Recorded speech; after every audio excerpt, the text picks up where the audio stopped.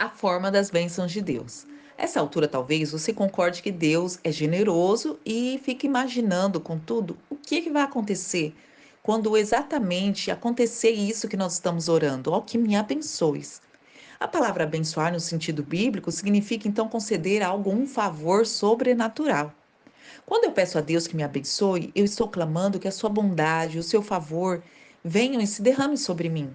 Também eu estou reconhecendo que Ele é o único que é poderoso para fazer infinitamente mais do que tudo que pedimos ou pensamos, assim como diz em Efésios 3:20. Então, observe que na Bíblia não há o relato do que Deus abençoou Jabes, mas apenas de que Deus atendeu o seu pedido.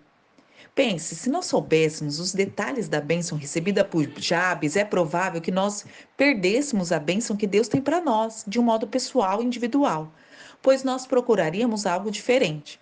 Observe ainda que Jabes deixou totalmente nas mãos de Deus a decisão de qual seria a melhor forma da bênção que Deus enviaria para ele.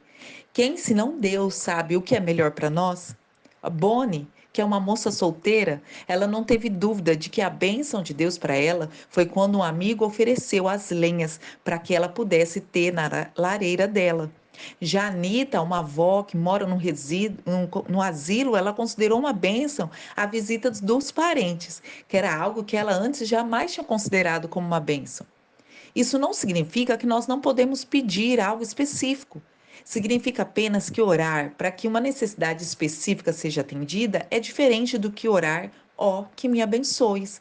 Então, descansar e esperar que Deus nos dê aquilo que Ele sabe que de fato vai atender as nossas necessidades. Eis então agora algumas coisas que de fato nós sabemos sobre as naturezas da bênção de Deus para nós. A bênção de Deus pode ser interna ou externa. Nós vimos anteriormente, quando lemos sobre Diana, que ela foi abençoada com uma promoção inesperada no trabalho, você se lembra?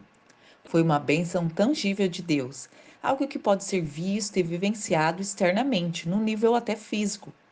Mas muitas vezes as bênçãos divinas é algo significativo de um modo pessoal para nós. Então nós vivenciamos internamente, em um nível espiritual ou até emocional. Foi o que aconteceu com a minha amiga Angel.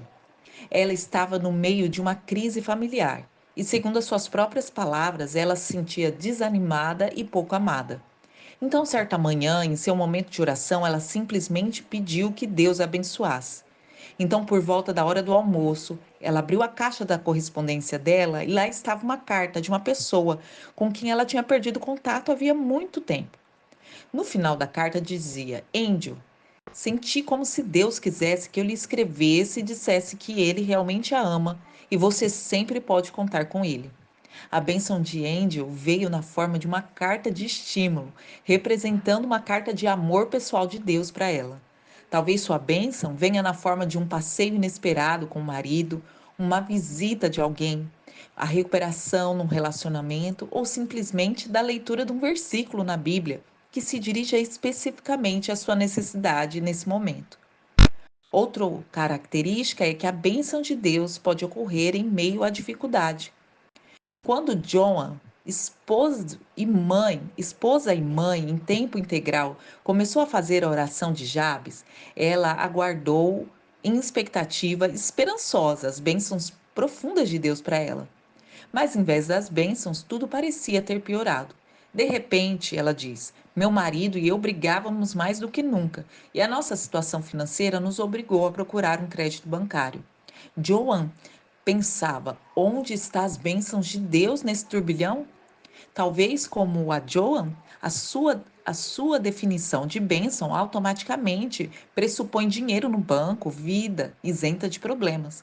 No entanto, Jesus nos avisou: no mundo vocês terão aflições. João 16:33. E Pedro também nos disse: não estranheis o fogo ardente que surge no meio de vós, destinado para provar, como se alguma coisa extraordinária vos estivesse acontecendo. 1 Pedro 4:12.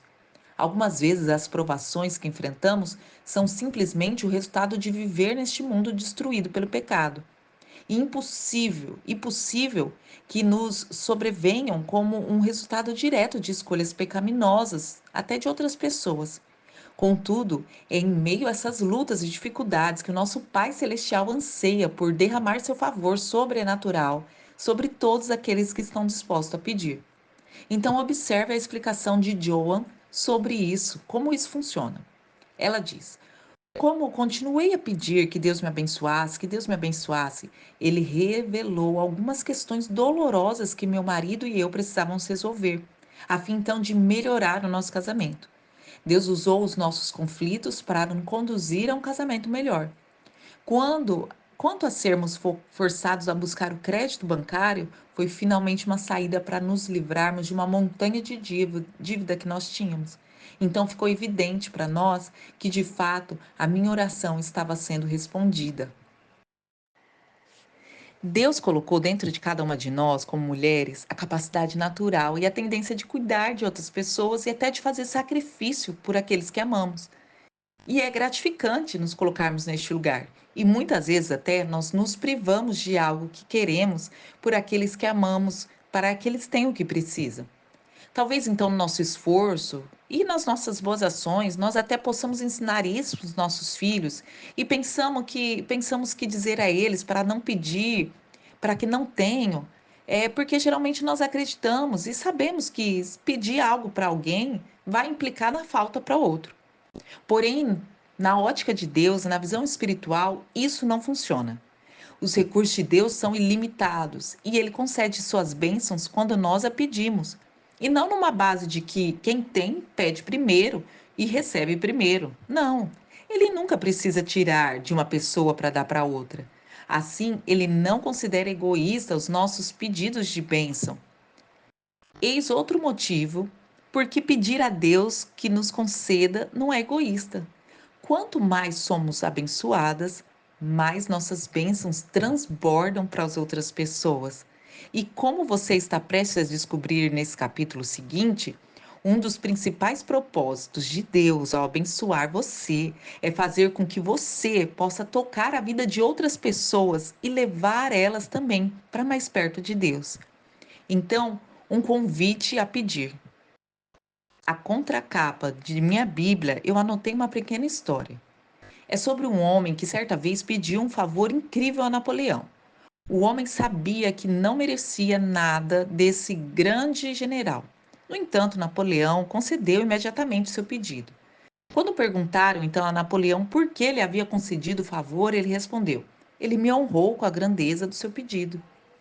Deus também fica honrado quando você e eu nos aproximamos com coragem para pedir as suas bênçãos no seu favor.